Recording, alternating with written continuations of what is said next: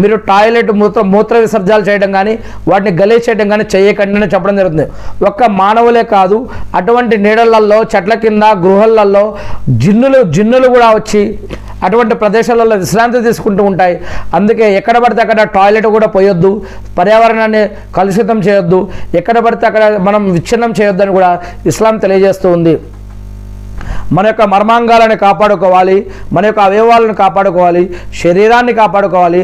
అన్నం తినే పద్ధతి, నీళ్లు తాగే పద్ధతి, టాయిలెట్ పోసే పద్ధతి, బాత్రూమ్ కూర్చునే పద్ధతి, భార్యాభర్తలు కలిసే పద్ధతి, ఇలా అనేక ప్రతి పద్ధతి కూడా ఇస్లాంలో తెలియజేయడం జరిగింది. అల్లాహు అక్బర్. ఇక నీటి సంరక్షణ గురించి చూసినట్లయితే నీటిని వృధా చేయడం ఇస్లాంలో ఒక పెద్ద తప్పుగా చెప్పడం జరిగింది.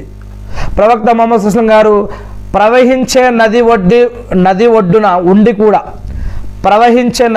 ఉండి కూడా మీరు వజూ ఏదైతే నమాజ్ కోసం వజూ చేస్తామో, ఇలా వజూ అంటే శుద్ధి చేసుకుంటున్నప్పటికీ కూడా మీరు నీటిని వృధా చేయకండి అని హెచ్చరించారు.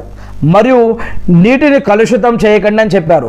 మరియు నిలిచి ఉన్న నీటిలో ఉమ్ము వేయటం కానీ మూత్రం పోయటం కానీ వీటి నుంచి కూడా మనా చేయడం జరిగింది, ఆపడం జరిగింది. అల్లాహు అక్బర్.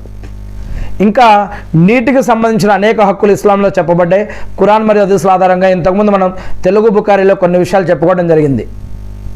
ఇక కాలుష్యం గురించి, ప్రజలు నడిచే దారిలో లేదా నీడ ఇచ్చే చెట్ల కింద మలమూత్ర విసర్జన చేయకూడదు అని, గాలిని లేదా నీటిని కలుషితం చేయకూడదు అని, ఇలా చేస్తే శాపగ్రస్తులైన ఇలా గనక చేస్తే కొన్ని శాపాలకు అవి గురి అవుతాయని శాపగ్రస్తమైన పనులుగా కూడా వర్ణించడం జరిగింది.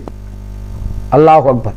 ఇది చిన్న విషయం కాదు. అందుకే మనం నమాజు, ఉపవాసాలు, సదకా ఖైరాతులు, జకాతు, హజ్, ఉమ్రాలు, దాన ధర్మాలు, ఇవి టోపీలు, గడ్డాలు, బురకాలు, ఇవి మాత్రమే కాదు, ఇంకా ఎన్నో విషయాలలో ఇస్లాం ఉంది. ఆ విషయాలు ఏమిటనేది మనం చూస్తూ ఉన్నామా, తెలుసుకుంటున్నామా, నేర్చుకుంటున్నామా? అల్లాహు అక్బర్. ఇక ప్రకృతి సమతుల్యత, మీజాన్ అంటారు దీన్ని. అల్లా ప్రకృతిని ఒక క్రమ పద్ధతిలో సృష్టించాడు.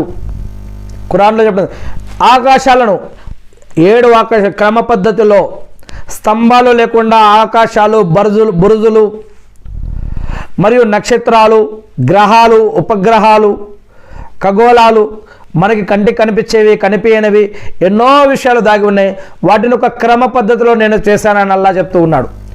భూమిని పాన్పుగా చేయడం, పర్వతాలను నాటడం, కొండలు, పర్వతాలు, చెట్లు, నదాలు, చెరువులు, నదులు, సముద్రాలు, ప్రాణం ఉన్నవి, ప్రాణం లేనివి, ఎడారు ప్రాంతాలు,